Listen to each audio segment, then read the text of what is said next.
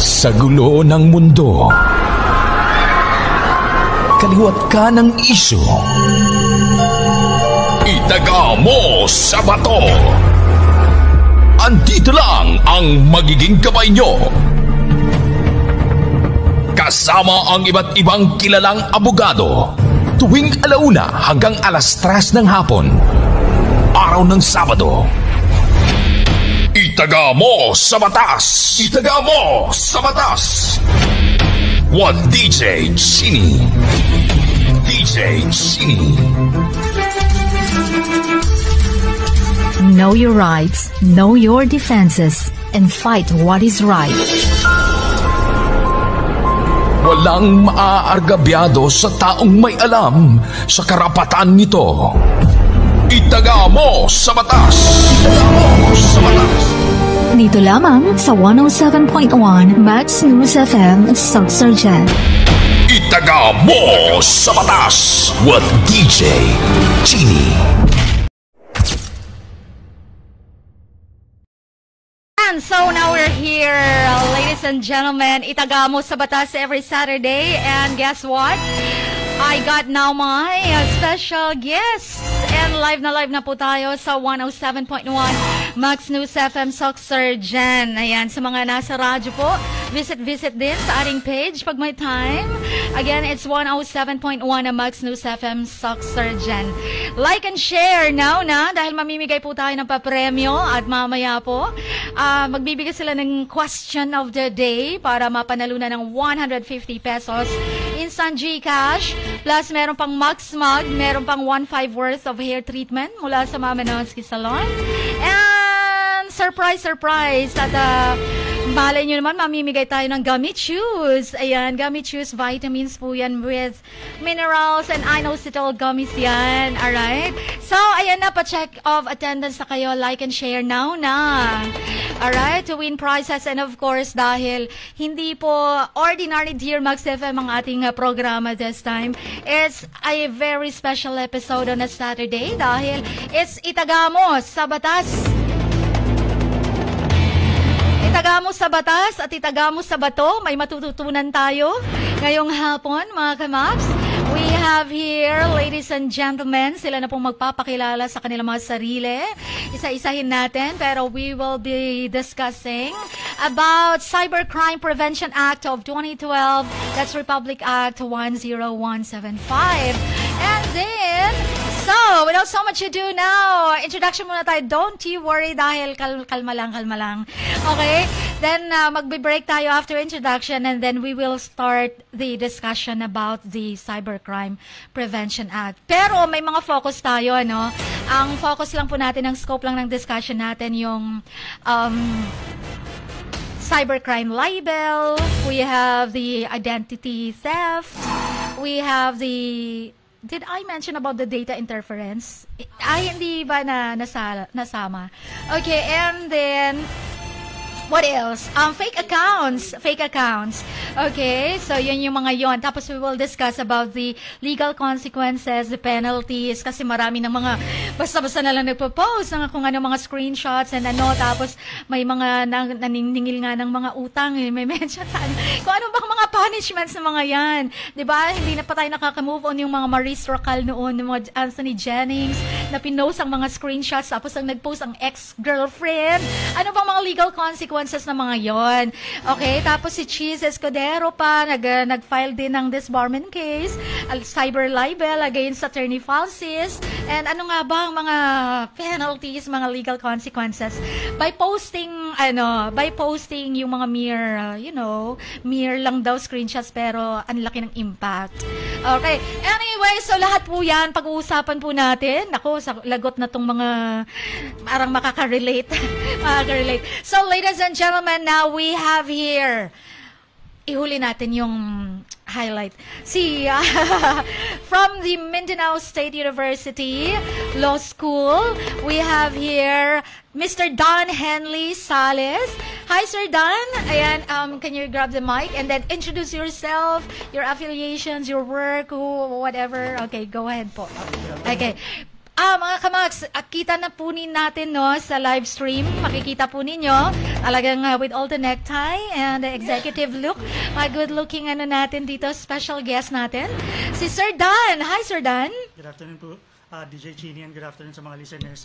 My name is Daniel Lisales. I'm currently a third-year student sa Mindanao State University College of Law, and currently also connected with Advocati, the school paper of our school, and also a new member of the Bantugan Debate and Society. Can you maybe siguro lapit natin yung mic? Meron pa kayong sasabihin? Lapit natin. Okay, medyo medyo kinakabahan si Sir Dan. Sorry po. Okay lang yan, Sir Dan. Ayan, calm down. Ayan, chika-chika lang tayo dito. Okay, anyways, ito po sila, makakatulong po sa atin para maintindihan po natin itong Cybercrime Prevention Act. Hindi para panisan kayo, hindi para takutin kayo, threaten kayo or whatsoever, kundi para paintindi po sa ating lahat. Even the ordinary people with common intelligence, with ordinary mga works, mga pwede nilang maintindihan. Kasi, syempre, hindi naman yan exclusive lang itong mga batas na to, exclusive lang sa mga law students, sa mga lawyers, hindi naman para po sa ating lahat ito kasi lahat naman tayo nakakaano nito at maapektuhan din tayo, no? Opo. Okay, Sir Dan, saan po kayo nag-work ngayon? Currently po, programmer po for a fishing company here in Jensen. So, maliban po as a law student, I'm also here, or I'm more of an IT na resource person for now. So, sabi ko kay Miss Ruth kahapon na I'm also attending as a law student, pero more on IT capacity because I think I can offer more on the so you're more on din sa cybercrime, Kasi IT ka Not po, pero more on the technical aspect. Yes. Yeah, okay. We need an IT here. Okay. Anyway, so Sir Dan, parang ano bang nagtulak sa'yo at gusto mong mag-law school? Gusto mo maging lawyer aside from being an IT worker? Diba? Kasi parang lumihis yata konti yung field of expertise natin. Parang yung focus mo is IT, more on technical side, Pero bigla kang napaisip na gusto mo maging lawyer. Yeah, magbibuild lang ako ng momentum this time para mawala lang yan natin. Okay, sige po. Actually, naasa rin po yan nung interview nung pagpasok ko sa law school. And my answer was that maliban po dun sa personal desire ko or personal dream to be a lawyer, I also saw na merong avenue for tech people to be in law because at that time election was shifted from the manual to technology or automated na election. And also yun nga ang mga cases ngayon hindi lang nako-commit offline kundi online na rin. So I said na baka po magkaroon ng avenue for people like me in tech to practice law also. Yeah. That is why there is this innovation sa Supreme Court, sa office of the shall I say the Supreme Court na lang. Ayan, meron talaga silang innovations na sinusulong ngayon kasi to be para maging adaptive naman doon sa the current technology. Ayan, para hindi naman mapag-iiwanan kasi, di ba nga po? Alright, so, ayan, Sir Dan, good luck, third year. Third year na. Alright, and we have here, ladies and gentlemen, Miss Ruth Noemi, or I hope I pronounce this right, Noemi or Noemi po, yes, Noemi. Bisnar Flores, ladies and gentlemen. Hi. Hello po. Hi, good afternoon, maayong hapon sa tanan sa viewers o sa listeners, and hi, DJ, good afternoon. Yes, welcome to Max FM. Yeah. Thank you for the opportunity, Edie. Thank you for the opportunity that you have given to us. Salamat kaayo. Currently a third-year law student at Mindanao State University College of Law. Also currently the president of Tanglao Diwa Law Clinic. All right. Just recently. Also, currently the Bar Ops Commission Finance Head and a proud member of Bantugan and a proud single mom. All right. You're single mom. One baby? Yeah, I only have one. Very handsome. Maybe. Very handsome. Oo, kasi nanonood siya. So, kailangan kong i-emphasize Mga ilang taon na po very siya? handsome. Ilang- 20. 20 years old Yes, 20 already. years old. Yes, Kaya pala already. handsome na Binata handsome na. na. Very handsome. Oo, kasi kung baby pa, very cute. Baby Pero pa this rin. time, handsome. So, parang, binata na pala talaga. Okay. Siguro. Alright. Okay, so he is watching maybe? Yeah, he is. Listening and watching at the same time. Ayan, Yeah. andyan po. Yung hi, Required. say hi to your mom. Ayan, Hello. baka gusto niyong i-mention pangalan niya. Hi, Zio. Alright, there you go. Okay, so you're currently working po? Yes, currently a working student to graveyard, working as a graveyard. virtual professional Alright, for a legal VA. firm in the United States. Oh, I see. Actually, kagaling ko lang po ng duty. So, diretso na dito. Oh, wala ka pang tulog po? Wala pa. Mamaya, siguro, maybe after class. Yeah. Magkaklase po kami ni Sir. I Dan. see. Yes. Okay. Alright. Andyan pa sila. Yung professors ko. Ay, kumusta na lang po ako. Okay, anyways, now, ladies and gentlemen, now, without so much ado, let's give a glimpse sa live stream natin. The very beautiful Attorney Nicole Joyce Mangawang. Mangawang. Alright, thank you. Okay, Mangawang. Attorney, how are you? Okay lang, DJ Chini. I just came from a game of pickleball last night. Pickleball.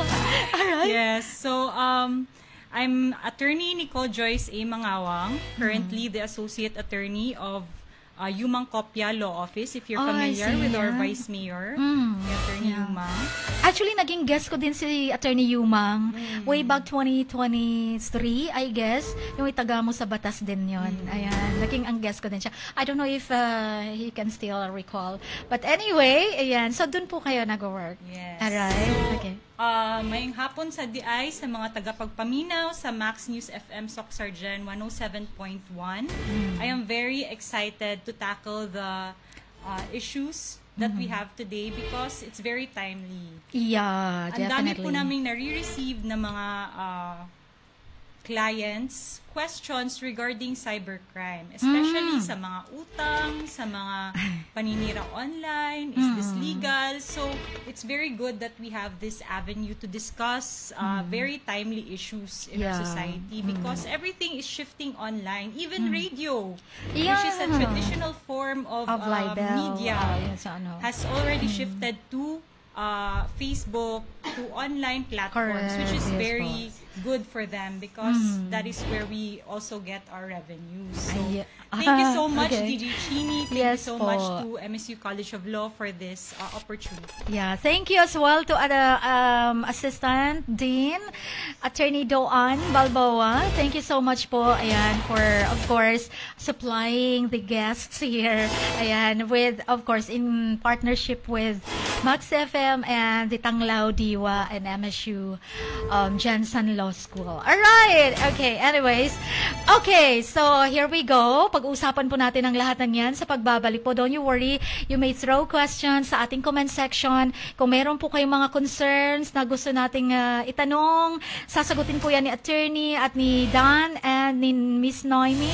Ayan, kung hanggat kaya ng powers natin. Ayan. Kaya sasagutin po natin ang lahat ng yan. I'm sure marami tayong mga naging, siguro mga binabash, naging kaaway. Ano bang pwedeng ikaso sa kanila under the Cybercrime Prevention Act? At ano ba ang mga legal consequences? So lahat ng yan sa pagbabalik po ng ating programang Itagamos sa Batas. Alright, so we will talk about this Cybercrime Prevention Act of 2012 or Republic Act number 10175. Although malaki ang scope ng cybercrime, but we will be focusing on the cybercrime libel, the identity theft, and then the fake accounts, ayan, yung mga social media, may mga dummy accounts and all, and then the penalties and the legal consequences ng mga ito. So, doon lang muna tayo mag-focus, although marami pang mga scope ng cybercrime. Okay, so we will just maybe some other time na lang, next episode or what. Pero sa next episode kasi, yung mga talagang timely na nangyayari sa Pilipinas, yun yung ating bibigyan ng pansin. Kasi last Saturday, we discussed about the Anti-Corrupt and Practices Act.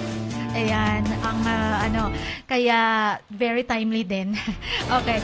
Anyway, this time, so the floor is yours. Kung meron po kayong mga tanong sa comment section po, visit po our 107.1 sa Facebook and then message your questions here sa comment section. Like and share first para mamaya po habang nagdi-discuss sila, pakinggan nyo na maigi dahil nandun po ang magiging kasagutan sa isang tanong na kung saan ay mananalo kayo ng papremyo. Okay? Instant GCash plus may mga special prizes. Ay, to Gina Taktika Karale. Ayan. Kilala po ninyo? Classmate ba? Miss Gina Taktika Karale. First time yata to visit our page. Thank you so much. Bayarud Sam, Cindy Alido, Ellen, andyan. And then I know, walang klase dapat ang iba kasi nagpapahinga dahil weekend. Jean Gray, you're there. Pero thank you guys dahil sumilip kayo sa ating live stream. Sa mga walang data, I understand. Okay, nasa radyo lang sila ngayon nakikinig. Pero eto na. Sige. So we will start with the cybercrime libel. Dapat magsimula. Libel po tayo. Cybercrime libel. Okay. Okay. Pero DJ Chini, before natin i-discuss kung ano ang cybercrime libel, siguro Yes mas po. mainam or mas tama nga masabtan sa katauhan kung unsa ang buot pasabot or ano ang ibig sabihin ng cybercrime. Correct. Yes po. Yes po. O, kasi- Pakilapit lang po natin Sorry. siguro. Hilahin nyo lang po. Kayang-kaya Masyado pa yan. akong confident na malakas ang boses ko. Okay lang po yan. Shy type, Lapit as a pa po shy talaga para person. mas marinig nila ng maigi. Ito. Ayan. Okay na Ayan. kuya? Yes. Okay, we have Miss Noemi, Ruth Noemi Bisnar Flores, ladies and gentlemen. Yes po. Yes, hi. Okay, tulad nung sinabi ko, bago natin pag-usapan or bago na to istoryahan or bago natin pag-usapan kung ano ang cyber libel, mas mainam na mas maayo nga masabtan sa nagapaminaw sa mga nakikinig kung ano ang ibig sabihin ng cybercrime. Alright. Bakit ba na-implement ang batas ng cybercrime? Kasi nga, 'di ba, tayo hindi na tayo nabubuhay ng walang cellphone. And the technology is already a part of our Part and parcel of life. Araw-araw na eh. Yes. Mabili na ang wallet, dili lang ang cellphone. Correct so, po. if you know what I mean. Yeah. So, okay na. Kahit may legit na lindol. siya. Okay, Ay, ang nakalimutan ng cellphone. Cellphone talagang babalikan. Ang ako ang cellphone, gihilaka, naglinog, di ba? Anyway, yeah. so going back. So, unsa ang cybercrime? Ngano gibuhat ang cybercrime? So, cybercrime or ang krimen nga cybercrime, it is committed using technology. O sa ibot pasabot ana. So, gamit ang internet. Example, ang paggamit ng internet para manloko, manira, manghack, manggamit og identity sa laing tao. So, it become rampant. So, mura siya uncontrollable na ba? Yeah. So, na-implement ang batas, mong nabuhat niya ang balaod para ma-control Yeah. o magamit og tarong ang Correct. technology which is supposed to be a blessing to make our life easier. So, Pero there's mao na always siya. a limitation. Yes, ika of course, nga. there are always repercussions to Yeah. every action. So, Yeah. na consequences. Kaya, mainam talaga pag may alam ka, ligtas ka talaga pag may alam. Correct. Ayan. So, yun siya. So, that is cybercrime.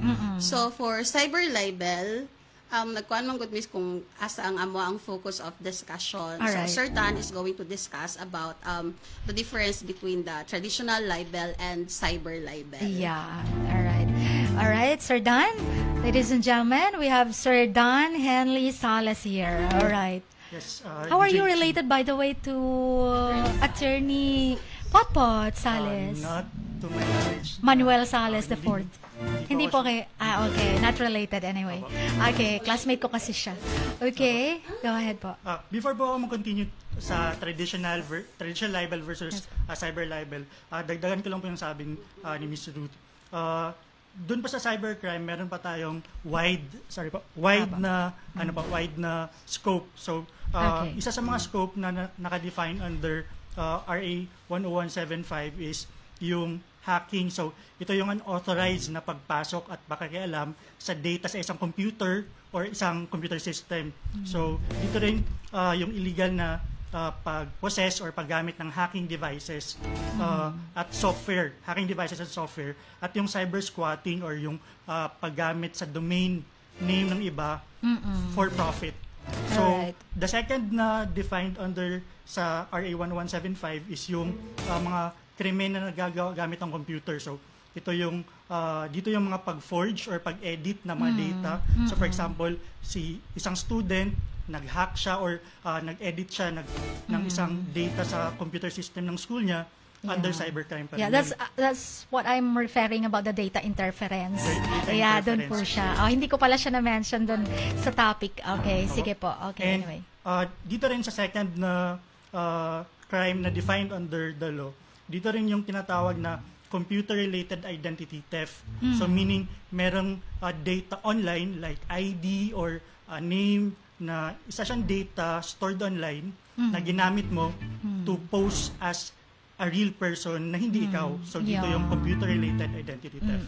So pangatlo is yung content-related crime. So andito sabi ng batas, under dito yung cybersex, child pornography, and unsolicited commercial communications or yung tinatawag na spam messages. Yung law nag-provide siya ng mga kung ano yung mga pwede lang na mga commercial messages na unsolicited. So meron mga definition doon ang law, pero basically dapat pwede kang mag-opt-in or hindi pwede magpadala sa iyo ang any businesses ng unsolicited na commercial messages to kung na magbenta sa iyo ng mga products na hindi mo gusto. Yeah. So, Oo, kasi 'di ba bigla-bigla na lang may nagma-market na, sinisend na sa atin through email, through messenger ba or what. May mga spam na mga marketing nila. All right. Okay, sige. So, under din sa content-related crimes is yung cyber libel, which is yung isa sa mga main topic natin. So, before we move on sa cyber libel po, DJ Chini, baka po need muna natin balikan kung ano yung traditional libel. Yon, okay. So, sa traditional libel, ito yung defined under our revised penal code. Yeah, sa so, RPC. Ang traditional libel ay yung krimen na pagdadawit or paninirang puri, kumbaga in simpler terms, paninirang puri. So, meron kang inaakusahan ng isang krimen, isang bisyo, kapintasan, or hindi magandang gawain sa ibang tao. Yung akusasyon na yun ay pwedeng totoo or hindi. Isa yun sa mga importante na akala kasi ng karamihan, totoo naman So, akala mo hindi ka na, parang exonerated na ka na dun sa legal consequence, ano? Or yun ang akala nyo, may totoo man o hindi. Bigyan natin ng emphasis yun, totoo man o hindi, pwedeng makakommit ng libel. Ayun, oo. Traditional libel pa rin, DJ Chinis, dapat yung akusasyon na yun is public. So, public ang pagdawit or pag-aakusa. Ibig sabihin, may ibang taong nakabasa or nakakita. So, even one single person, kahit na nakapost lang, isang follower ka lang meron dyan sa Facebook. So, that's already considered as public po, no? Ayan. Like sabihin nila, DJ, sorry. Pag sabihin nila na, naka-private naman, Yes po. Pag sinabi nila na, naka-private naman yung account ko, tapos yung friends mo, nasa 6,000. Naka-friends only yung posting mo, pero yung friends mo, nasa 6,000. Correct. So, ganun that's pa rin. not just one, but that's beyond more than one. So, sobra-sobra na, diba? Yes po. So, daghan na kayo nakabasa sa imuhang gisulat. Correct. Ayan. May it be true or not? Okay. Ayan. Sige po. Also, important, also DJ Chini, na i-emphasize natin na yung imputation or yung pag-aakusa ay malisyoso. So, may masamang layunin yung pag-aakusa na yun. And, nagdudulot siya ng kahihiyan or contempt or disgrace doon sa taong inaakusahan. Alright. So, pwedeng makomit rin siya sa isang natural person or sa isang tao or sa isang juridical person or sa isang kumpanya. So, it's a person in both senses. Now, sinabi rin sa batas na kahit patay na yung inaakusahan, pwede pa rin. Ayan. Oo naman, lalong-lalo na wala siyang chance, opportunity to defend himself, or yung patay na nga, inano mo pa, kinukutsahan mo pa, or inaano mo pa. Okay, so klaruhin lang po natin, hindi lang po sa natural person, kundi sa juridical person, which means juridical persons like, halimbawa, Max FM, siniraan mo, yung kumpanya namin, ayan, so ABS-CBN, maraming ganon, mga ganyan, so mga kumpanya, mga establishments, and all. So, hindi lang po limited sa natural persons, ayan. So, ayan, ina-explain ko lang konti para, lang din po, sa mga akala nila hindi, ano yun, mga ganun. Sige po. So, So, Sorry po for interrupting you. No problem po. Okay, every So, now and yung then. ano po, Okay. para po, ito medyo technical lang po, pero para makommit po yung libel, meron pong elements na kailangan makompleto. So basically, Yun. ito yung magiging checklist, kumbaga, ng Yes, court. definitely. Pag nakita na andito yung all elements ng crime, saka pwedeng ma-convict sa crime na inakusa sa'yo. So for example, inakusahan ka ng libel sa court, kailangan i-check ni court if present ba Lahat yung ng all elements. Ayan. So, ano yung mga elements na... Ayan. Can we enumerate again po all the elements of the traditional libel po Traditional ito? libel. Okay, hindi pa po ito cybercrime ha? Cybercrime libel. Cyber libel, I mean. Okay, sige, Pero, traditional libel. Alright. Bigyan ko lang po ng context yung libel and cyber libel na elements. Basically, it's the Almost same. the same. Dagdagan lang ng isa, which is the element of using The technology. Ayan. Sa internet with the use of yun lang ang difference po. Opo, isang Ayan. difference lang. And the absence of one element, hindi na po siya considered as libel. Opo. Ayan. So, dapat present lahat ang ang elements. Yun po yung akala nila, ay, okay, pero pag checklist, nasa checklist kulang ng isa. For example, wala namang malicious imputation, walang ganon. So, hindi na siya pwedeng mahulog sa libel. Hindi na siya libelous. Okay. So, yun po yung klaruhin po natin. Kahit ma-offend yung inakusahan, pero merong element na kulang, hindi magiging libel yung ginawa sa kanya. Ayun. Okay. So, again po, ano po yung mga elements? So, yung mga elements po under the Revised Penal Code, Yes. ang sabi po ng batas, una, dapat merong defamatory imputation. Yun. So, ibig sabihin, dapat may pag-aakusa, ano yung accusation? Dapat accusation ng krimen, bisyo, or kapintasan. Again, sabi natin kanina, totoo man or hindi yung krimen or kapintasan na yun, mako-consider pa rin siya na defamatory imputation. Alright. Also, Okay. pwede rin tungkol sa isang bagay na nagawa o hindi nagawa o kahit anong magdudulot ng kahihiyan doon sa inaakusahan. So, magdudulot siya ng kahihiyan, kawalan ng kredibilidad, or paghamak doon sa inakusahan. Buhay man or patay, sabi natin Ayan. kanina. So, halimbawa, sabihin mo na si person A, kabit yan siya, pero ang effect nun sa kanya is may kahiyan yun. So, pumapasok dito yung first element na defamatory imputation. Okay. So, yun yung first element po, DJ Chini. So, pangalawa po is, na element is yung publication. Dapat na isa publiko yung sulat. Kasi written yung libel or pahayag. Or through radio, through... broadcast media pwede din po sa traditional na libel. So, nalalaman ito ng hindi bababa sa isang tao. So, meaning at least one other person maliban doon sa victim or inakusahan. So, yun, meron ng element of publication. Alright. So, nagiging public ang traditional libel sa pamamagitan ng publication ng article. So, based on mga cases na decided by the Supreme Court, usually nakikita natin itong ang traditional libel sa mga publication ng mga tabloids, ng mga article, ng mga radio announcers, yung mga anchors, mga commentators ng radio, karamihan, maraming pinafilan ng mga libelous cases. Ayan. Kadami kasi mga libelous remarks. Pero usually ba, marami bang nako-convict? Or merong absence ng element? Kung may absence pa ng element, hindi po siya pwedeng makonvict. Kaya nga po. Pero doon po sa ilang cases na decided ng Supreme Court, hindi po conviction ng imprisonment ang pinapataw ng korte, kundi ang pinapataw lang mostly ay fines. Or pecuniary damages. Kasi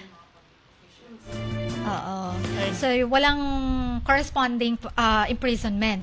Pero, imprisonment or fines. Okay. So, hindi naman both or maybe upon the discretion na lang ng Supreme Court. So, either imprisonment or fines. Okay. Ano po bang so far na nabasa po natin, attorney, na landmark case about traditional libel? So far, we don't really focus anymore on traditional libel. There are,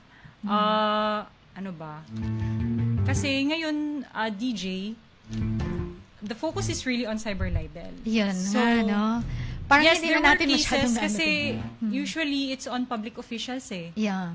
They, those commentators, those writers, they target government officials, public officials, or public figures. So that's how it usually is. Pero kung sasabihin natin I have For example, Christy Fermin. Oh, yes. daming Christy Fermin. Ang daming mga nag-file sa kanya ng di ba, libel cases. Mayroon bang hindi naman Actually, DJ Chini, this is very good because we can now distinguish what's the pinagkaiba na kanang i-defame nimo or you say something libelous about a public official as to a private individual. Yeah, all right. So there's a difference. Siya kay murag kung public official, there's a higher degree of siguro fines, amount of fines. No, not the amount of fine. Imprisonment. Actually, kanang murag the Supreme Court said that public officials should not be onion skin. Yeah. Nipis kay kuan ba? Correct, Kay pag public correct. official ka, you're there with the public. Dapat dili ka balat sibuyas. Yeah. So, there is a higher degree of evidence that you have to prove when it comes to for public officials. So, for private individuals, very low lang. For the fact that you defamed that person, you imputed something against that person, pwede na tayong makasuhan sa cyber libel. And there's a difference between an ordinary person. Kung artista, halimbawa, of a higher position or if you say that this particular congressperson or congressman or woman is corrupt, tapos mag-react si congressman na, ay, dili ko corrupt, libelous na iyang statement. Dili dayon na, it cannot be cyber libel kasi you're there. So if there's evidence that you are corrupt, then there's may basehan ang nag-ingon ana sa mo. So dapat dili ka onion skin. Ayan. Kasi public official ka nga naman. The only time that you can a case for cyber libel prospers against a public official is if there's reckless disregard of truth. For example, you are a journalist, investigative journalist, what have you. Tapos wala ka nag-research, basic research man lang if that statement against that public official is true or not. Diba? That comes with a job that you have to research on it. So, dira na nato masulod gyud. In your own perspective, attorney, what about attorney Chis Escudero, Senator Chis Escudero against Attorney Falsis sa disbarment cases na final niya because of those libelous remarks against him na kaya siya tinawag siyang bulok na keso, shameless senator, mga ganon. Do you think it will prosper? Thinking na syempre, alam naman ni Senator Chis Escudero na public official siya and he is subject to scrutiny, parang ganon. So, ano pang sa tingin niyo po magpa-prosper po yung case na yon? For me, no. Pero that's just I also think so. Diba? Yeah, because you're there.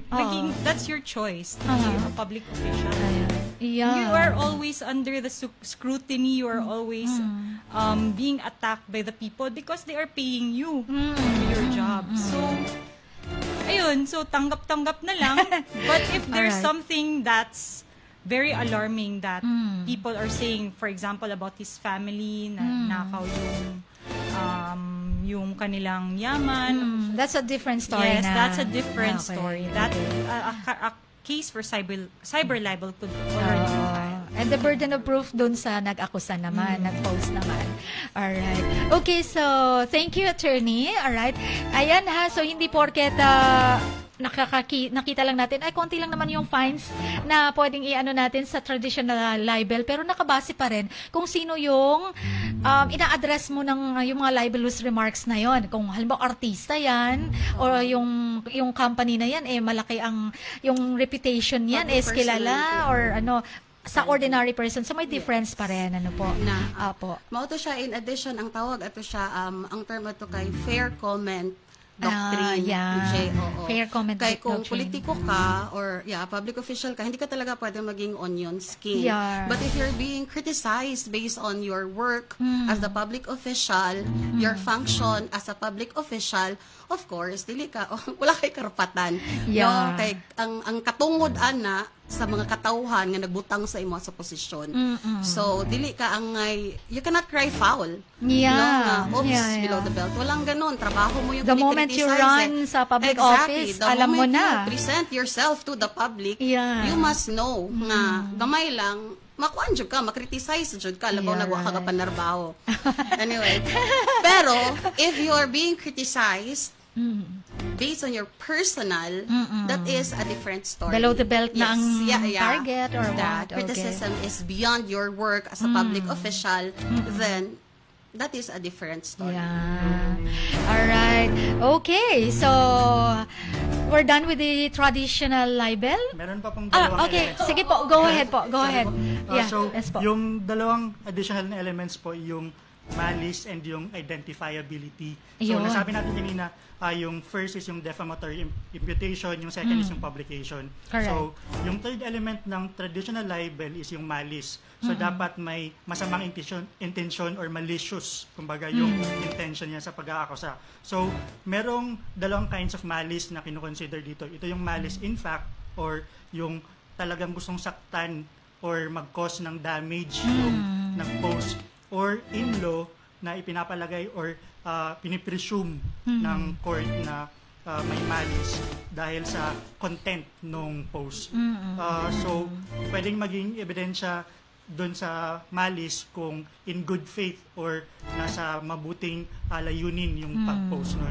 So, Siguro naman mga commentators, nandyan naman nasa fair comment naman sila, 'di ba? Parang siguro hindi naman usually na pag nakasali sa mga reports na 'yan malicious na, no?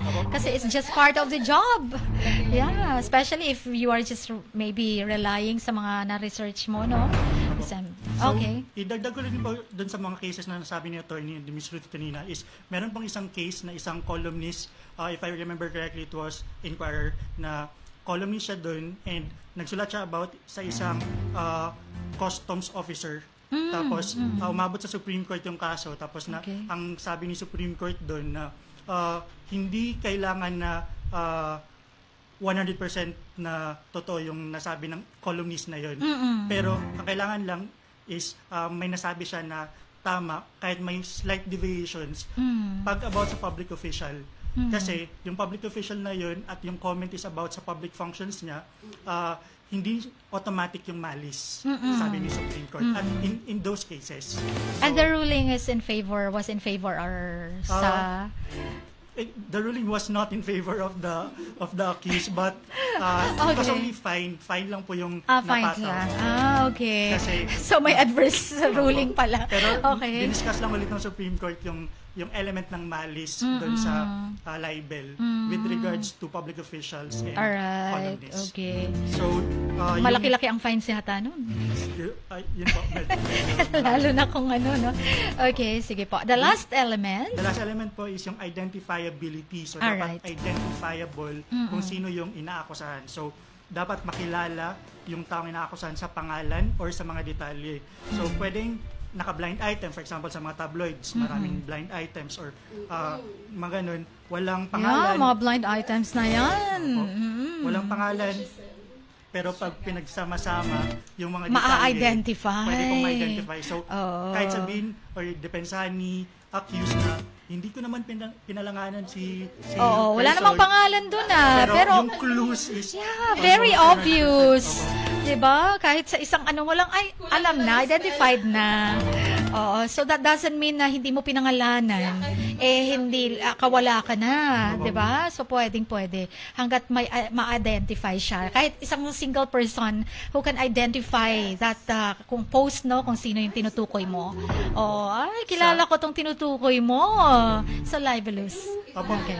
If I may cite yung isang case po na nabasa namin sa school, which is isang columnist, isang tabloid, isa siyang sikat na columnist na nagba-blind item, na meron siyang in-identify na isang, sabi niya, isang artista na babae na naging nabuntis daw at naging kabit ng isang prominent businessman. Tapos, ang kinonsider ng court doon is ang whole content nung libelous na post. Tapos, sabi ng court, ang isang reasonable mind, pag babasahin tong whole post na to, kaya niya i-identify based on the clues. So sabi ng court doon is libelous pa rin yung post. Kasi kahit hindi mo binigyan ng pangalan, yung pinakakusahan mo, merong enough na evidence dun Kung sa, sino yon. No. So, identifiable siya. Kung identifiable yung based dun sa content, pwedeng ganun. Yan. Maging ma-satisfy yung fourth element. Alright. Okay. So, 4 elements for traditional libel and almost the same elements sa cybercrime except For one po. Yeah, for one, with the use of technology, ayan, internet and social medias and all. Social media and all. Okay, anyway, so we will proceed now sa ating but we will maybe, okay, sige, may oras pa tayo before before 2 o'clock. Okay, so may oras pa naman po tayo. And so, let's proceed with our cyber libel. Alright. Kumusta naman itong mga ex-girlfriend, ex-boyfriend, nagpo-post dahil ayaw nang balikan ng ex, ayaw nang balikan ng kanyang boyfriend, ng karelasyon, ipo-post na yung mga private messages, yung mga privileged communications nila na without even thinking, considering anong legal consequences. So for example, bago natin yung cyber libel, gigisingin muna natin yung mga naaantok. Okay, icebreaker muna. Okay, gawin natin example. Itong ex-girlfriend ni Anthony Jennings, halimbawa, balikan lang po natin bago tayo pumunta sa mga current issues. Okay, na current cyber libel, mga libelous na mga post na yan. Okay, kasi ang maganda kasi dito, ang iba kasi parang between the boy and the girl lang ganito.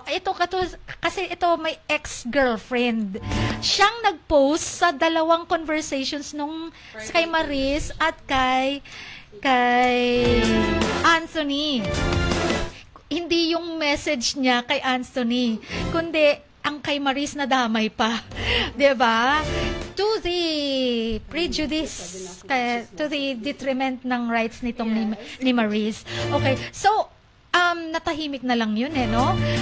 Ano pong legal consequence na yun na sobrang galit na galit? Sasabihin ng ex-girlfriend, sinabi ng ex-girlfriend, nasaktan ako ganito kasi meron pala silang, kasi pinagtaksilan ako niloko pala nila ako kaya eto pinost ko na lahat. Meron ba siya dahil nasaktan siya, ikawala na siya doon? Sa cyber libel, attorney? Actually, very good question siya, DJ Chini. Pero let's clarify first the facts. Because, ano ba yung tinitingnan natin dito? The mere fact that she posted screenshots without their consent? Or did she add libelous statements in addition to that? Like, mga haliparot, mga ganon. Obviously, there's no consent kasi sino ba namang gugustuhin na mapopost yung mga conversations nila, no?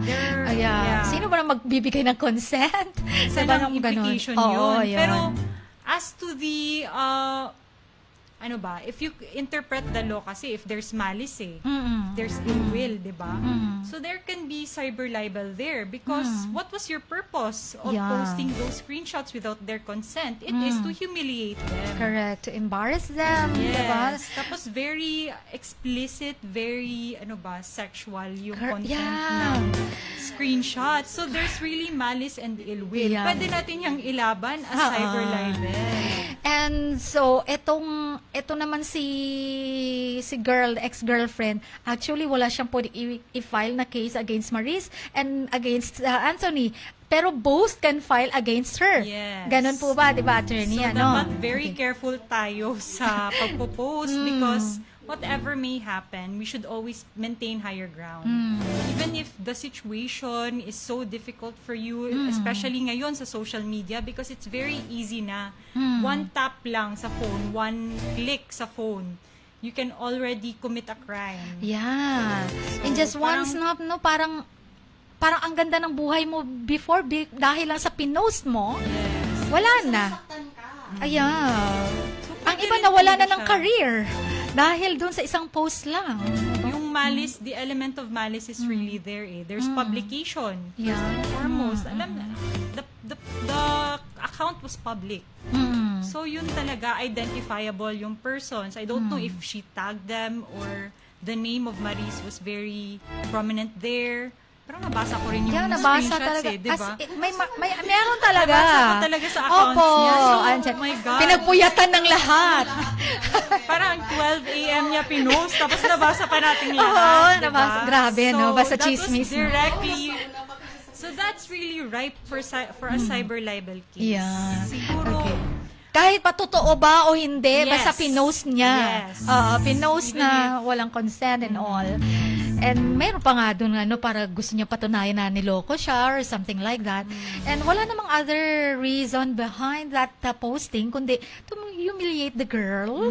Kasi may private doon may mga very, yun na nga, explicit masyado, may masyadong, namang defense yun, DJ Chini. Pero, it's up to the discretion of the court. Pero, andun na talaga yung pagpapahiya. Yeah, correct.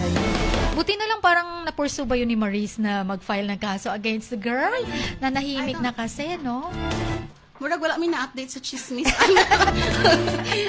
Chini, pero if kung ako personally, kung ako si Maris, ipapush ko yung kaso. Yun. Not because I'm in favor of Marisa, but because mo kwanta sa balaod.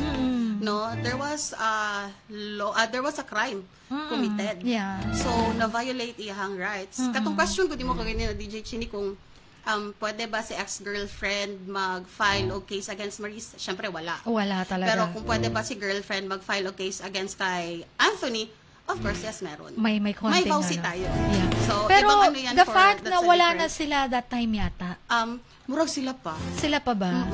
During the Anyway, time sa sa illicit affair. Yeah. Anyway, sa and sa she was undervowsy actually, naman very kahit devastated siya tapos na, kahit ex na, pwede pa rin pa. So, it is going to be a battle between the very good lawyers of the okay. three different parties. Yeah. The ex-girlfriend, Anthony, and Maris, no? So, kato siya. We will discuss maybe about the vowsy. Binigay sa akin ni Sir Dan yung but, no, okay. So, yun, si ex-girlfriend cannot file something or a case against Maris, but the ex-girlfriend can file against Anthony under vowsy naman. Unless if kasal sila, di ba, ni Anthony. Yeah. Ibang usapan, ang daming kasi pero sa vowsy naman kasi kahit girlfriend girlfriend, boyfriend lang, kahit kahit ex na, basta may nag-cause ng pain, naging prejudicial sa rights niya, diba? May mga ganyan, mga humiliations and all. Pwede pa rin. Nights, yeah. Emotional, psychological, nakadevastate siya. Alam mo na, alam mo na, mga boyfriends dyan. Okay, hindi porket wala na kayo ng girlfriend mo. Kahit na ex na. Pwede pa rin under vowsy. Okay. And, so let's move on. Let's move forward. Yes po, Sir Dan. Go ahead. Doon lang po sa difference ng cyber libel and libel. So, makikita po natin dito na yung difference niya is ngayon, lahat na pwedeng maging columnist, lahat na pwedeng maging publisher. So, yun po, kailangan natin maging mindful of our posts. So, sabi ni Ma'am Ruth and attorney kanina na cyber libel, you should always be mindful of clicking that post button before you think, you review your post. Because dati, yung nakaka-commit lang ng libel is yung mga article writers, yung mga columnists. But now, kailangan natin maging civil offline and online. So, kung gano'n tayo ka-civil offline, dali natin online. So, dapat meron na tayong media or social media literacy. Dapat maging parang kung ano yung good manners natin offline, dali natin online. You know? Correct. Kasi the moment you post, parang you are telling the whole world that you are that kind of person. It can also reflect, di ba, yung mga post mo. Magre-reflect din yan sa personality mo. Po, yung na lang po kasi, if dati nakukommit lang siya offline, ngayon pwede na siya makommit online. So, maliban dun sa magre-reflect siya sa manners mo, pwede ka pang maging criminal. So, correct. Yeah, right. Anyone, ano? Dagdag lang. For you, it was nothing. Like, no, maski mag-disclaimer pa kag, no pun intended. This parang is an nasa honest top of review. your emotion lang, nag-post ka lang ng something. I posted it because out of emotion, because it was a spark of the moment, or no? Pero All of a sudden. yeah, Nakakommit ka na pala ng crime. Hala, krimen na di ay ito. Yeah. So, I am actually guilty of that before ko nag-law school. No mo, lagi ng ignorance of the law, excuses no one. Yeah. Share.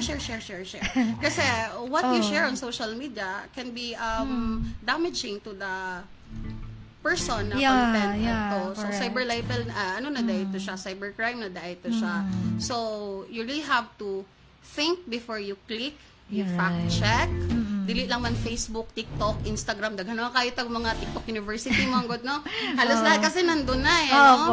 Yung magsi-search ako about nasa TikTok anyway. Yeah. Na Twitter, dili lang yun ana. Naata yung mga sources, other sources na reliable jud nga Yeah. maka-check dili din tinuod. Opo. So dili na ako ni-share. Ang iba nga kasi, caption pa lang, doon na nagbabash na agad. Without Oo, even maski na, reading the whole yung- context of the article. Natawa nga kami kagabi ni Sir Dan na pag-usapan namin. Kahit na klaro na yung mga AI na logo Kaya nga po. Sinishare Ang pa rin yung hirap. parang, oo na. Oo. Siguro may something lang sa mata na hindi yun nabasa. Oo, So, yeah. masyado lang siyang fat finger na, okay, share na lang ng share. Pwede nga ganun. pong parang halimbawa sa palasyo, sa national government. Tapos nandiyan nakatayo ka lang ang pangulo. Tapos lalagyan lang ng caption na hindi naman siya ang may sabi, for example. Tapos ang bilis lang i-criticize ng Paspas ka. lahat. Yes. Diba? Without even considering kung totoo ba na Tinuod ba siyang niya, nagsabi sinabi niya, niya ba? yan ba yung dialogue niya, di ba? So lahat pwedeng mabiktima no? Nakakatakot lalo na sa pagpasok ng AI. Yes, Na hindi mo sobra. na ma-identify yung anong totoo Yung sa AI. supposed to be a blessing because it's going to make our lives easier. Easier, yeah. Pero it's becoming a curse because of uneducated, undisciplined Yeah. individuals. This is in general Mo bitong salamat kayo sa inyong programa, Yes, Max, for having the platform in Yeah. allowing ordinary people to learn from this Yeah. because way back then, That's lahi actually manggod. our goal. Oo, karon magod kay Oo. like kaya na tayo social media, 'di ba? Ang information dissemination about your rights and about what you must do and what must not be done by you. Kanang jud siya sa tibok kanang wide ang iyahang Yes po. iyang scope. yung Daghan reach. siya maabtan Oo, yes yang po. reach ba wide ang Opo. iyahang reach. So mauna siya. Kinahanglan dili lang kay ga Facebook lang ka, ga Twitter lang ka, ga Instagram lang ka. Kay you have the rights to Heart Enjoy. Evangelista ngayon or she's Oo. filing against Yes, those yes, mga trolls yes. daw. Yan, I know you. Tapos hahabulin niya daw talaga. Even yung mga Oo. nag-share lang and et cetera. Unya wa sila kabalo nga na like prenup. Daghan May kayo mga mga prenuptial, elements nga. opo. Gani. Ang bilis lang nila kasing Ang bilis mag-comment. lang. Oo. Paspas lang kayo mag-comment Yan, na. lagot. Lagi ang mga Hindi lavish sila atrasan ni Heart lifestyles. Evangelista, ganyan. Ano. Oo. So, ganun siya, DJ. Yeah. Oy, sabi ni Sir Ken, Jobo. Hobo? Nice. Thank you, Attorney Mangawang, Dan and Sis Ruth. Ayan. Alright. He is watching. Thank you so much po. Okay. Well, anyway, so we're having our overtime for the second hour actually. Okay, but napasarap yung usapan po natin, Napasarap ang usapan natin. Kaya siguro maghuhunos dili na yung masyadong nagpapadala sa emosyon nila, nagpo-post agad. Ginawa na, okay, it's my wall, it's my freedom, there is always a limitation. Yon ang problema Okay? Control the temper. Okay, so magbabalik po tayo for more, mga kamags. Hindi pa. And now, ladies and gentlemen, welcome to the second hour ng ating program. Itaga mo sa Batas every Saturday. Still with me, DJ Chini, and our special guests here, Sir Dan Henley Sales, Miss Ruth Noemi Biznar Flores, and Attorney Nicole Joyce Mangawang. Ayan. And so, napag-usapan natin, sobrang masyado tayong na-carried away. Doon sa napasarap yung usapan natin, doon sa cyber libel. And we still have another scope ng Cybercrime Prevention Act, yung identity theft, yung fake accounts. Okay, mag-move forward na ba tayo o meron pa tayo sa cyber libel? Or move forward na tayo doon sa fake accounts. Okay. Take your time, take your coffee po. Ayan. Yes. And water. Ayan. Salamat kayo. Sige po. Very accommodating. Yes, si Miss Noemi. Hindi rin nagsasalita. Yun. Pwede isa na siguro natin yun para kasi sobrang nagre-reflect yung init dito sa glasses, sa windows. Kaya medyo mainit talaga yung panahon. Pasensya na. Okay. Hindi enough ang aircon. Plus kita pa, Jude, hot. Oo, tapos may hot coffee pa. May hot Tapos coffee hot ka pa. Tama yung Very hot pa ang mga guests natin. Sobrang nadagdagan ng init. Ang heat index. Taas na ng heat index. Masyadong mainit. Po. Sige, go ahead po. So, eto, separate na mo ang fake identity theft sa cybercrime and ang fake social media accounts para mas masabtan. So, ano ang identity theft? According to Cyber Prevention Act of 2012, computer-related identity theft ay ang unauthorized na paggamit o pagkuha ng personal information ng ibang tao. Example, pagkuha o katong na-mention nato kaganina, ang personal information ng pangalan, ID number, and then ang mga account details nga gigamit nimo for scam or used with malice or in bad faith. So, mauna siya ang identity theft. And then, ang fake social media accounts for fake news, na siya difference. O, confusing siya, abi ninyo pareho lang pero dili. Lahi siya. Okay, no? Ang fake social media accounts, unsa ni siya?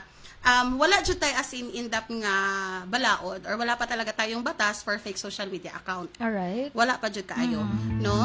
So, pero naanay mga na-propose nga bag-o nga bill to control this or to somehow eliminate the wala fake po social bang media account. certain provision doon po sa Cybercrime Prevention Act? Ay, sa for fake, wala pa siya for fake social or alright, fake social media accounts. Kay nanginahanglan jud siya og another nga balaod para ma-control jud siya kay grabe jud karampant ang kakuan. Correct. So for Yes the po. House bill, it will be explained by Sir Dan Henley.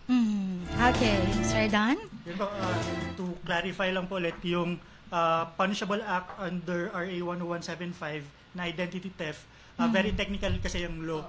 Para makomit mo yung crime na yun under 10175, dapat merong personal information belonging to a natural or juridical person. So meaning dapat existing na yung person na ginamit mo yung identity. So meaning, for example, merong isang tao, gumawa siya ng another Facebook account without my permission or my knowledge using my name. So yun po, identity theft because I'm a natural person or meron siyang company na page na gumawa siya ng isang page na nakapangalan Max Use FM. Tapos hindi walang consent or walang information ni Max. Maraming ganyan, may GMA, may ABS-CBN, pero hindi naman talaga yun official. Para lang to gather views and ma-monetize, 'di ba? Ginagamit yung mga juridical maraming ganon. Kahit na may nakalagay na official. Opo, nilalagyan pa din, pwede pa ring magaya. Yeah.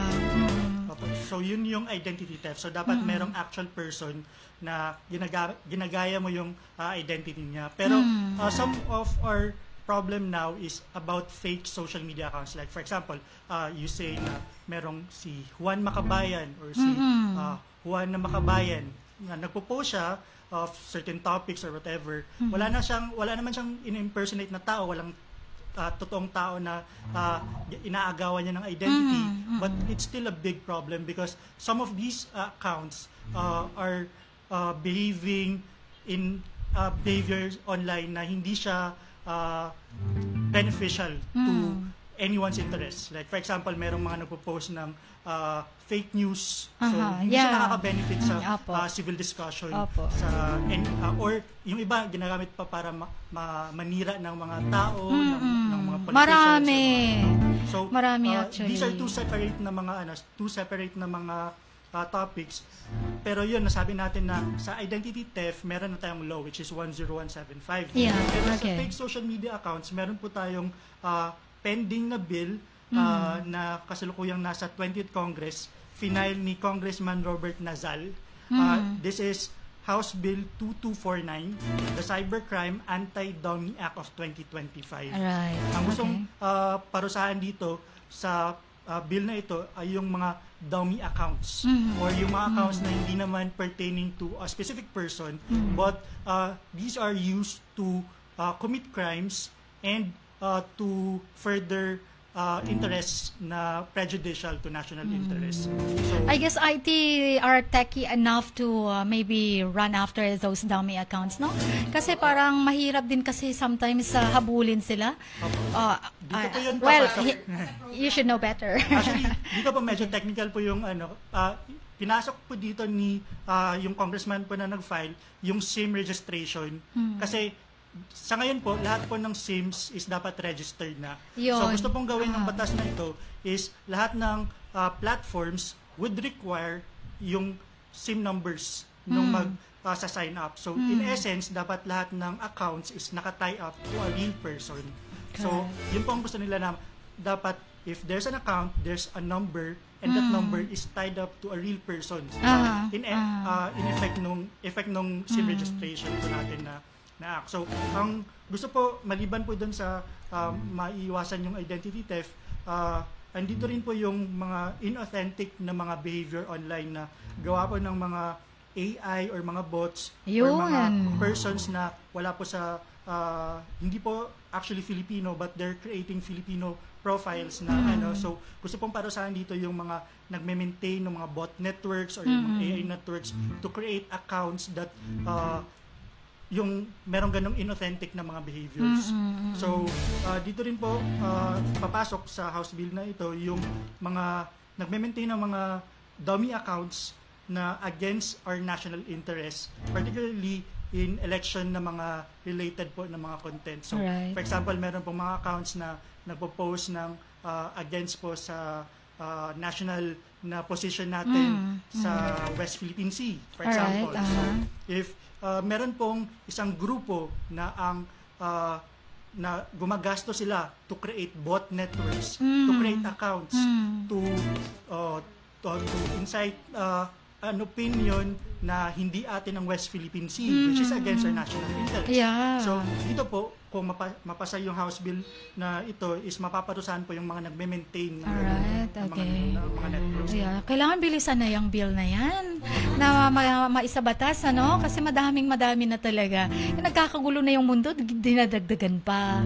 Tapos ang iba naman kasi uneducated enough na hindi naman sa to discriminate, ano? Yung parang ang bilis lang talaga na maniwala.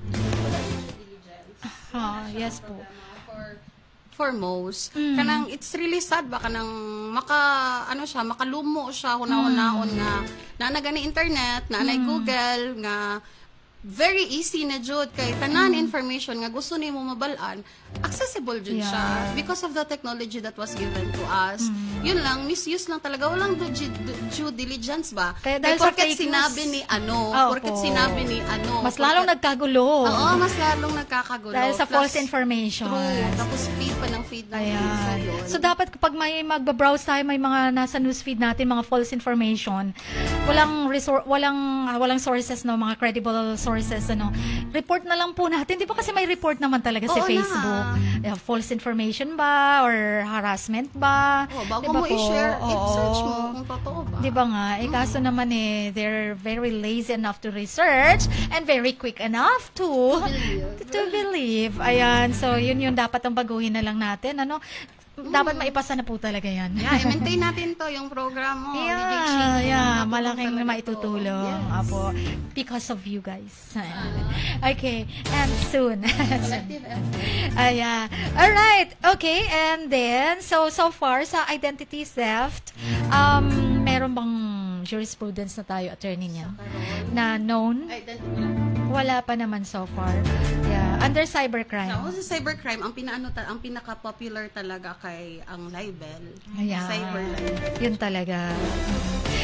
What about, balikan po natin saglit, yung mga binantayan ang husband kung saan pupunta. Ang misis nagbi-video na pala. Tapos nahuli si mister. Ka-meet niya ang kanyang kalaguyo. Diba dami pong nagpo-post ng ganyan. Ayan. Yan, tapos hinuli sa akto ba? Ayan. Pero without knowing, may legal consequence ba yon, attorney? Dahil gusto lang niya mahuli ang kanyang husband, pinablicize, pinost ang video. There are... Marami po, di ba, nakikita, napapanood natin. Yes po. May nahuli pa nga dun sa kwarto mismo sila ng kanyang kalaguyo. Yan, pinost niya yung video. Alright? So, that's the case, DJ Chini. Siguro there are a lot of laws na nag-interplay. Dili lang cybercrime. yeah, right. Opo.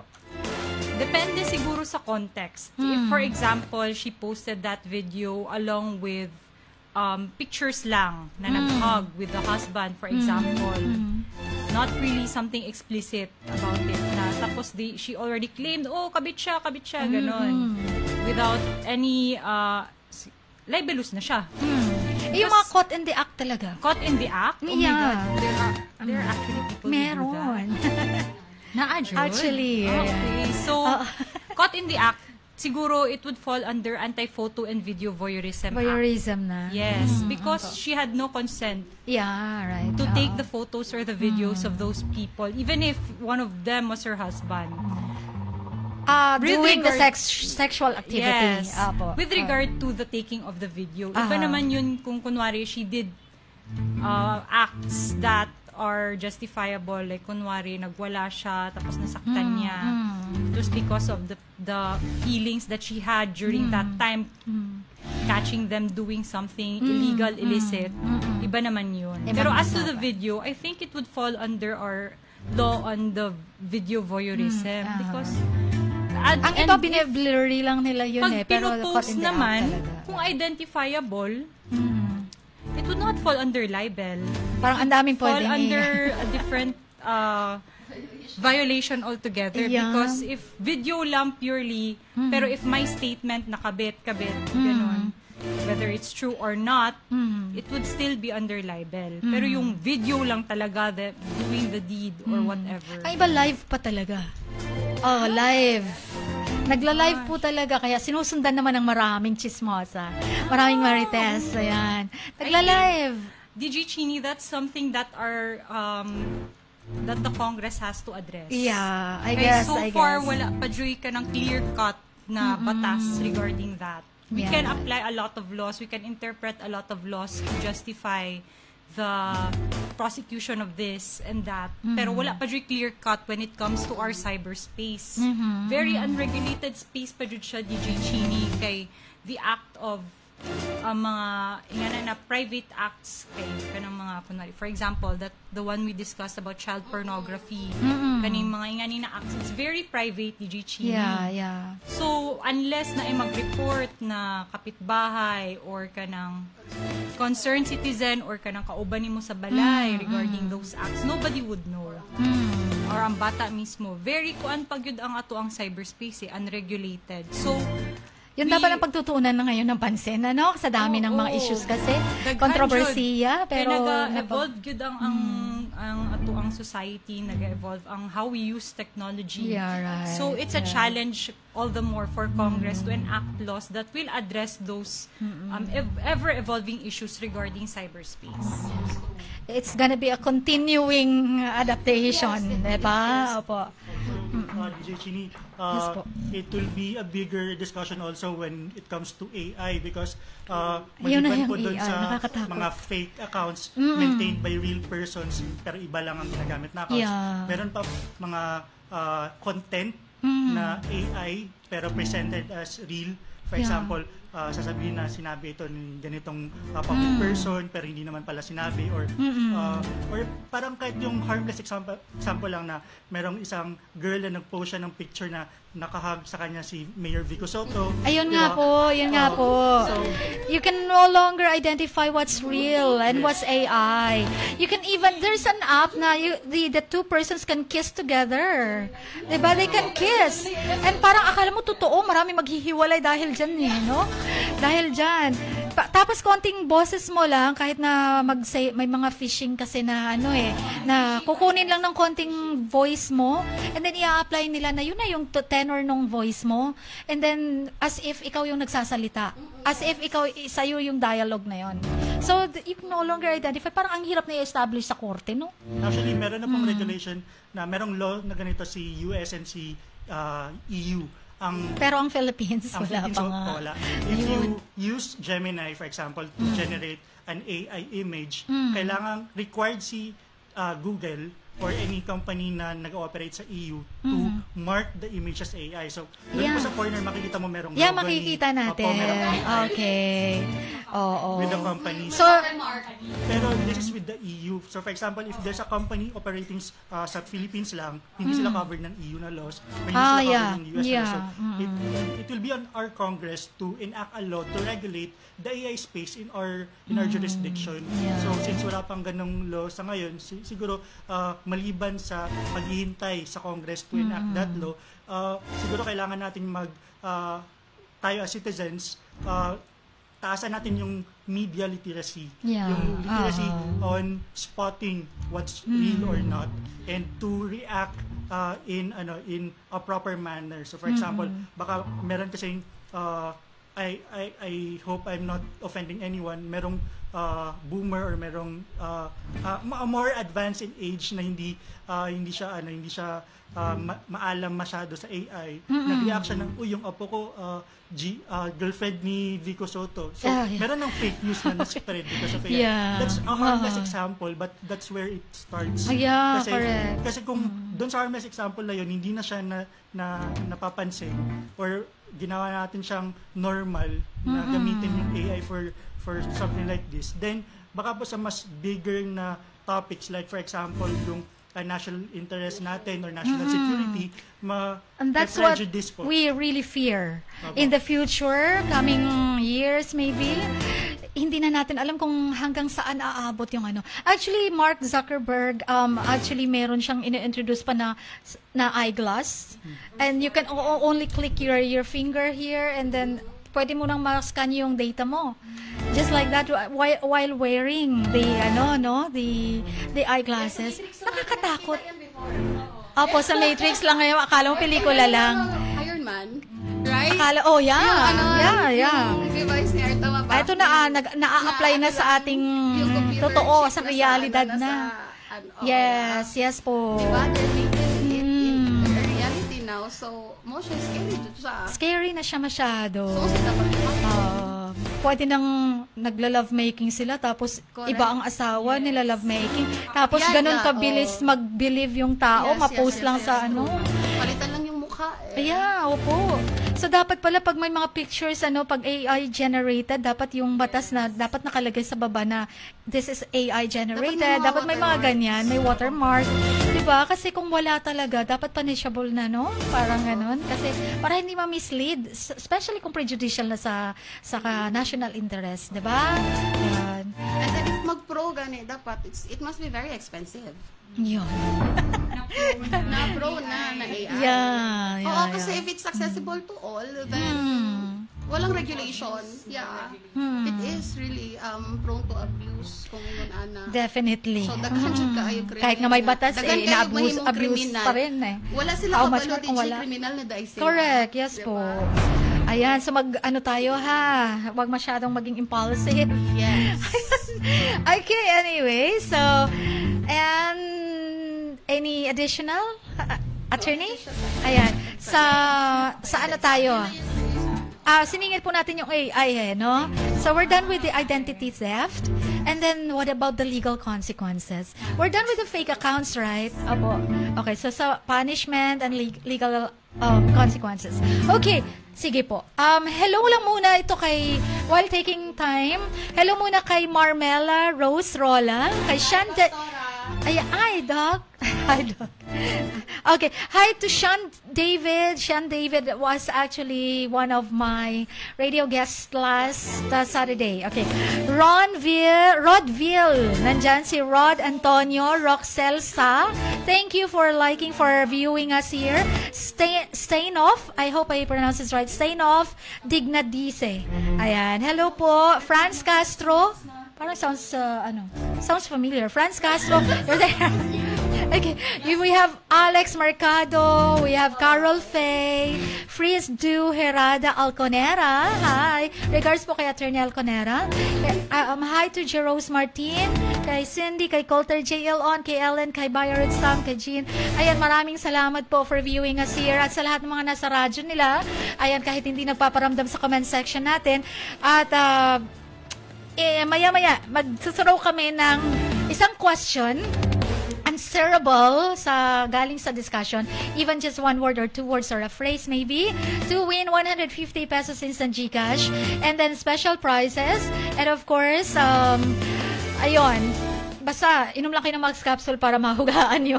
Mahulaan nyo, matandaan nyo yung mga discussion namin dito at masagot nyo. At may natutunan na tayo, priceless na yun ha. May premyo ka pa at the same time. Alright. Okay, so let's proceed sa penalties. Ano ba? Dapat bang matakot yung mga nagpo-post na yan? Ano ba ang kahihinatnan ng pagpo-post dahil nagpadala sa emosyon? Ano po ba? Sir Dan, go ahead. Balikan ko lang ulit po yung yung libel na traditional kasi po yung punishment po kasi sa punishment po sa RA 10175 is ang sinasabi doon, if merong crime under revised penal code na nakomit, ang punishment na nasa revised penal code ang gagamitin pero mas higher in degree. Yun. So, balikan muna natin yung penalty for libel. Sabi dito sa RPC, ang libel is punishable by prison correctional in its minimum period. So, ano po yung prison correctional in the minimum? It's 6 months and 1 day to 2 years and 4 months. Ayun. Yung upper range naman po is prison correctional in the medium period, which is 2 years, 5 months and 1 day, up to 4 years and 2 months. Ayun. So, pwede sa traditional po na libel, up to 4 years and 2 months po. Yun. Pag traditional libel, up to 4 years. So, prison correctional, 6 months and 1 day. Kung minimum period, 2 years and 4 months. Pag medyo siguro severe or ang gravity ng offense, doon siguro sa medium period na. Okay, that's gonna be 4 years? 4 years and 1 day, 2 months. And 1 day and 4 years and 2 months. Okay, ayun. Pero dahil 1 degree higher ang cybercrime, so magiging ano po? Sa cybercrime po, ang kulong po nito is from prison correctional sa traditional, magiging prison mayor po. Ayun, magiging prison mayor, which prison means? Prison mayor in the minimum po is 6 years and 1 day to 8 years. Ang upper range naman po is prison mayor in the medium, so 8 years and 1 day to 10 years po. Wow! Alright, just imagine that. Okay. I-clarify ko lang po na meron pong or po kasi ito either imprisonment or fine. Sa traditional libel po, ang naka-define po na fine range is 40,000 pesos to 1.2 million.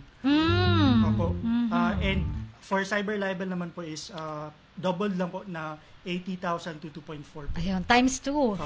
Times 2 sa cybercrime. Okay, than the traditional. So kayo mag-ingat po talaga dahil mabilis ang post mo, pero mabilis din ang cost ng 1 million. 80,000 din pala ang halaga ng post mo na yon. Alright, dahil sa pinost mo na lang, dahil galit ka, nag-post ka, dahil gusto mo lang manira ng ibang tao, 80,000 pesos to 1.2 po. 1.2 times 2. 2.4. Ayan, 2.4 million. Ayan. Pero clarify ko lang rin, DJ Chini, meron pong administrative matter na in-issue si Supreme Court regarding this. Sabi ni Supreme Court na pinupush niya yung mga judges who convict people under cybercrime or under traditional libel to impose only fines. Fines only. Kasi ang sa law naman is or lang po. Hindi naman po. Or pwede rin both. pero ang sabi ni Supreme Court, i-favor natin yung fines lang for libel. So sabi ni Supreme Court, pero hindi ibig sabihin na yun lang yung pwedeng ipataw. Mas favor lang natin yung fines. Pero siguro kung gravity, severe na patala, yung severity siguro ng offense, di baka pwede ng imprisonment and fines, ano, parang ganun. Okay, pero the Supreme Court is encouraging Na the fines judges lang po. na fines lang muna. Pero madugo pa din yun, 80,000 pesos to 2.4 million. Oh, may pera po tayong bangga niyan. Ako sa kaka-after natin na ma-monetize yung ano, dahil we just want to have views and all. Ikaw pa pala yung makakapag-fines. Usually Yun. this applies to first-time offenders and First-time yung- offender pa lang yun. How much more? Kung paulit-ulit na po, parang grave Habitual na po yun. na siya. Nako, mas malaki.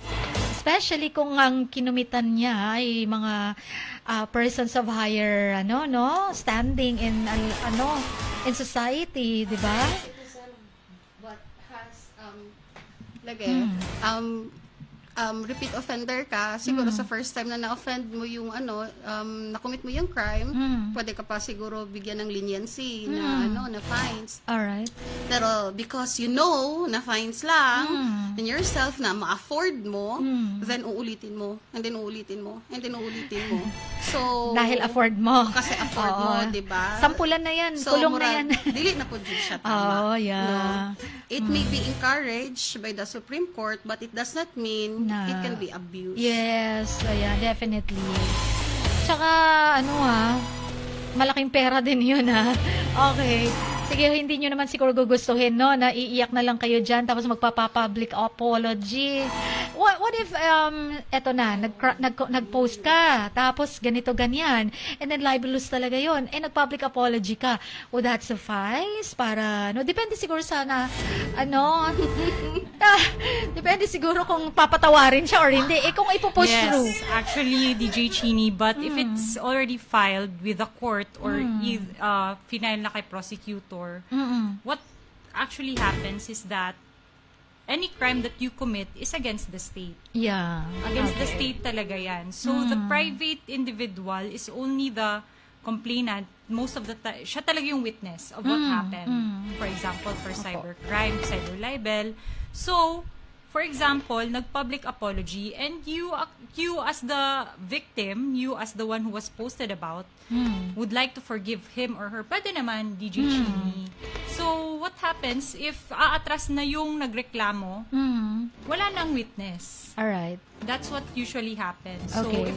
if there is nobody who will testify regarding that crime, so usually na-dismiss. ang Dismiss kaso. na lang siya. So, Yan yun ay kung nga, patatawarin niya. Pababa, ano lang talaga, DJ Chini, most of the crimes that are committed are usually tangled with pride. Sa pride correct lang po. jud na siya. Opo. Kanang dili ka gusto mag-sorry, dili ka gusto magpakakumbaba, for example, mao jud na siya. Di tuloy na ang kaso. Yes, that's usually it, DJ Ayan. Chini. Tuloy na ang kaso. Oo, napatawad na kita, pero tuloy ka ang kaso. Ayun, pwede. I forgive you, pero push natin to. Yes, hindi sapat yung paninira mo sa akin. Nasira buhay ko dahil sa ginawa mo. Isa lang ba, public apology lang ba yung kapalit nun? Iyakan Hindi lang, naman ganun tapos kapilis. okay na. Oo. By that, Nawala when you ang did lahat that, sa Hindi akin. mo naman pinag-isipan. So, ngayon pinag-isipan ko ng mabuti ito. Tuloy Diba? ang kaso. Oo, napatawad kita sa ginawa mo, pero see you in court. Ayan, see you in court. Ayan. Kaya hala, guys, kung ayaw nyong makavisit ng korte. Alright. Ayan. Okay, so some more to add. Ayan. Hello po sa Tanglaw Diwa Law Clinic. Nag-share. Ayan, MSU College of Law as well. Jensen Extension, nag-share. Hello po sa mga taga-Malandag community. Thank you po for sharing the page, sharing our live stream here. Maraming salamat po. And actually, I don't know if naka-hook up na po tayo sa Max FM Coronadal because kasi may mga affiliates tayo, Max FM Coronadal, Max Takurong, and all. Marami po. And then, the Max Coronadal would like to hook up sa ating episodes ng Itagamos sa Batas. Hi guys. Ayan, thank you for watching. Okay. And so, ano pang maidadagdag ni attorney? Ano lang po siguro, a few clarifications on what we discussed. Yeah. So, cybercrime, as I discussed earlier, it's a very unregulated space.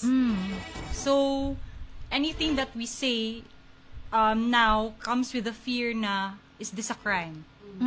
Murag nga na ang effect. Yeah. There's a chilling effect. So actually, in this landmark case of Dicini versus Secretary of Justice, emphasize gyud sa Supreme Court na ano pa gyud siya kanang na ay parts dito nag-strike niya as unconstitutional.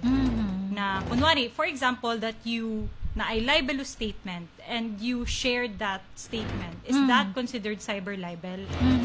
So, yun si Supreme Court na hindi. So, there are instances na nga na, like, for example, screenshots of conversations of other people. Very unregulated pa siya. So, ano lang siguro, DJ Chini, it's not only the individual's responsibility to be more discerning of what he or she posts. Yes po. Siguro, it's also the burden of the government, our lawmakers, Can we suggest that one sa ano? na ganito po na dapat there should be clearer laws, 'di ba? Covering correct po. since it's evolving. So yun, if you like that comment, if you like that post, is it already cyber libel na nag-like lang man ka, hindi man ikaw? So, mga ingana na mga instances. I guess there are bills na pending na regarding Which is that very good. Hindi Very lang good hindi lang tayo progress masyadong for the updated modern pa. world. Opo. So, yes. So, sa karon, ato ang mga landmark cases na timan-an, that's what will guide us for today. The rest is up to Congress. Correct. Yeah. So, to clarify, the spam emails for commercial purposes, actually, it was struck down as unconstitutional. I see. So, Okay. kato siya. And then, as for the imposition of fines or imprisonment, either gyud siya, up to the discretion of the court,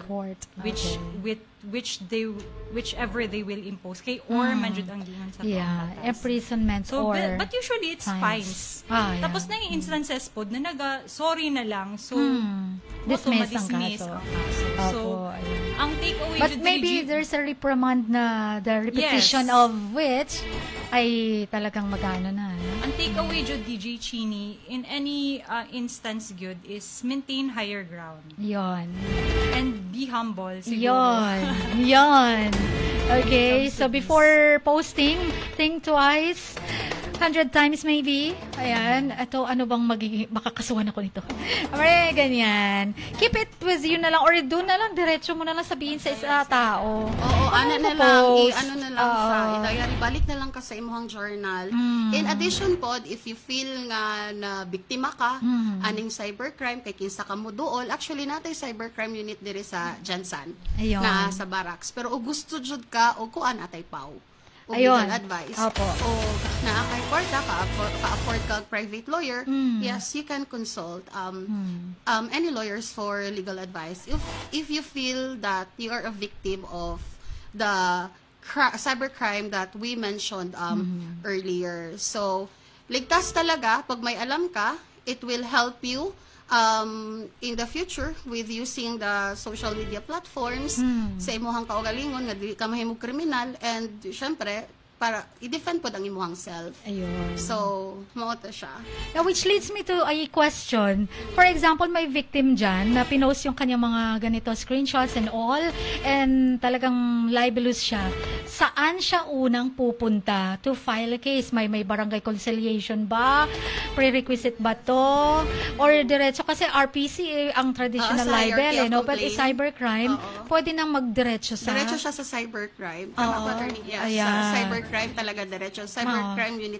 Kung asa na sa barracks. Ayun, Dito nasa sa Jansan, barracks. oo. Okay. Very helpful jud kaayo sila. So, I tried diretso them po kayo twice doon na. to file. Oo. Okay? Para ma-preserve ang evidence. Mo man jud ang pinakauna nga dapat makuan. If nabiktima ka ani, ang pinakauna jud, ang importante jud nga ma-present sa court is na jud kay ebidensya. Ayun. Ayun, kaya gather all your evidence na pieces of evidence nyo po. Ano nyo na po yan, kasi hindi naman pwedeng pupunta ka na ng cybercrime unit, tapos wala ka naman palang enough na evidence and all, wala ka na-gather na ano. Right. Ano po, Yes po. additional po, yung cybercrime units is both for PNP and NBI po. So meron pong, usually po, for more complex crimes, people go to NBI because NBI has more technical na capabilities on more complex na mga cybercrimes. Yes, also, po. additional po pala yung prescription, last one, yung Yun, prescription. kailan mapapasok yung kaso. Kasi baka nag-lapse na yung right nyo to file a case, inantay nyo pa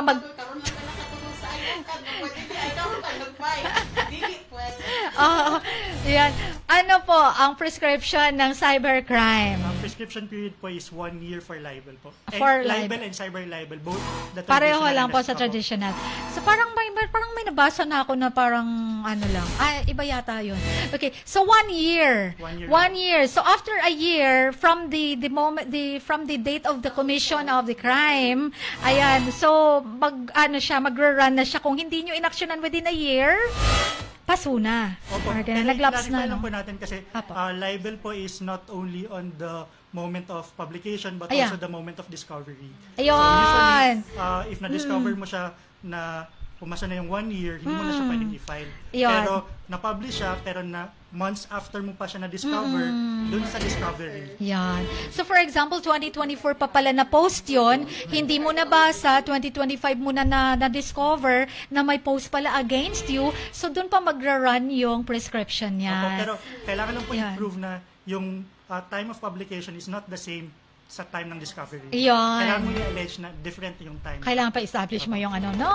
Alright, ayun. So, ibig sabihin, pag may nagkasala na po sa inyo, may crime na po against sa inyo, paglaban nyo na yung karapatan nyo. Huwag nyo nang antayin na 1 year pa na pag-isipan na, ano ba? Tapos, after 2 years, saka ka pa nag-isip, filean ko, galit na ako sa kanya. Ngayon ka pa nag-react, by the doctrine of Estopel, di ba? Nag-lapse na yung iyong right. Okay, so, paso na.